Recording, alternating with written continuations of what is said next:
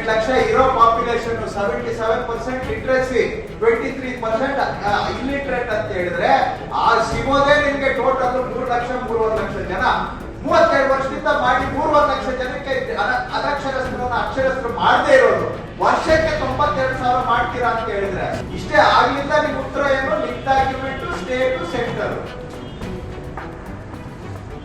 ಎಲ್ಲಿಂದ ಉತ್ಪಾದನೆ ಮಾಡ್ತಾ ಇದ್ದೀರಾ? ವರ್ಷ 92,000 ಜನ ಅನಕ್ಷರಸ್ಥರನ್ನ. Revenue Minister Krishna Bairi Gowda in Hassan district got furious during the monthly KDP progress review meeting, urging officials to be accountable and ensuring government offices remain accessible to the public. He emphasized that citizens should clearly know whether work is being carried out. Hassan district, with 17 lakh people and a 77% literacy rate, still sees the adult education department providing education to only 92,000 adults annually for the past 33 years. The minister questioned how so many adults remain illiterate each year. Officials struggle to answer, giving irresponsible responses like "we will patiently look into it." Minister Gowda expressed frustration at executive officers who lack control over project development officers and urged them to take responsibility for effective program implementation. The situation highlights ongoing challenges in adult education and the need for stronger administrative oversight. ಇಷ್ಟೇ ಆಗ್ಲಿಲ್ಲ. ನಿಮ್ ಉತ್ತರ ಏನು? Link document state centre ಎಲ್ಲಿಂದ ಉತ್ಪಾದನೆ ಮಾಡ್ತಾ ಇದ್ದೀರಾ? ವರ್ಷ 92,000 ಜನ ಅನಕ್ಷರಸ್ಥರನ್ನ ಮ್ಯಾನುಫ್ಯಾಕ್ಚರ್ ಮಾಡ್ತೀರಾ?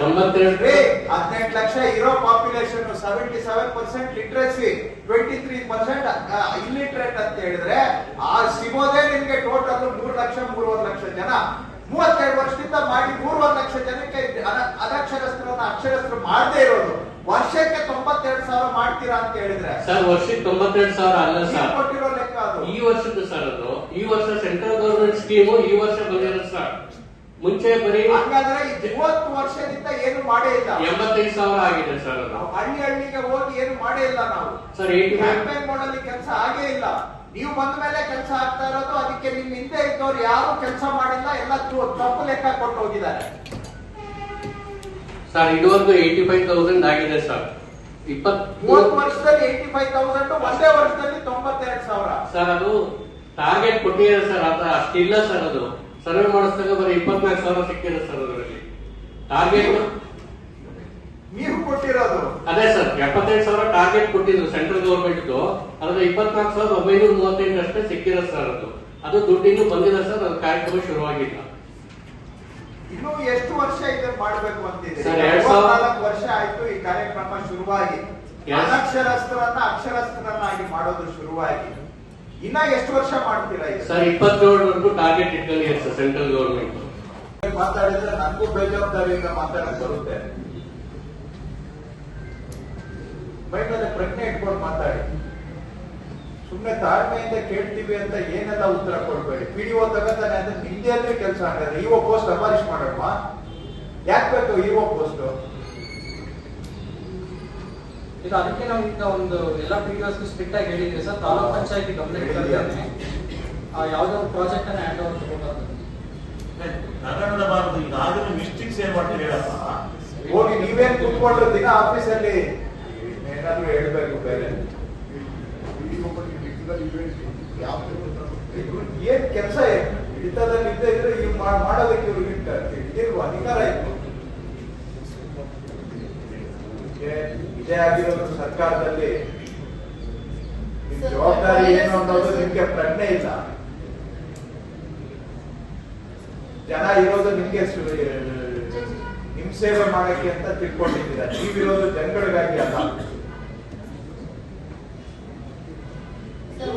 ವೈಡ್ ಸ್ಪ್ರೆಡ್ ಕಂಪ್ಲೇಂಟ್ ಎಲ್ಲ ಕಡೆ ಒಬ್ಬರಿಗೊಬ್ಬರು ಇಲ್ಲಿ JJM ತರೋದಲ್ಲ ಸರ್. ನಾನು ಸುಮಾರು ಬಾರಿ ಹೇಳಿದ್ದೇನೆ, ಆದ್ರೆ ಯಾಕೋ ಅರ್ಥ ಮಾಡ್ಕೊಳ್ಳೋದಲ್ಲ ನಮ್ಮವರು. ಆಗುತ್ತೆ ಆಗೋದಿಲ್ಲ ಅನ್ನೋದನ್ನ ಸ್ಪಷ್ಟವಾಗಿ ಜನಗಳಿಗೆ ಹೇಳಬೇಕು. ಆಗೋದಿಲ್ಲ ಅಂತಂದ್ರೆ ಲಿಖಿತವಾಗಿ ಹೇಳಬೇಕು, ಬಾಯಿ ಮಾತಿನಲ್ಲಿ ಅಲ್ಲ. ಅವರಿಗೆ ನೀವು ಎಂಡೋರ್ಸ್ಮೆಂಟ್ ರಿಪ್ಲೈ ಕೊಟ್ಟು ಇದು ನಂದು ತಪ್ಪಿದ್ರೆ ನೀವು ಹೋಗಿ ಮೇಲಧಿಕಾರಿಗೆ ಸಂಪರ್ಕ ಮಾಡಿ ಅಂತ ಹೇಳುವಂತೆ ಬೇಸಿಕ್ ಅಡ್ಮಿನಿಸ್ಟ್ರೇಷನ್ ಅಲ್ಲಿ ಮಾಡಬೇಕಾಗಿರೋದು.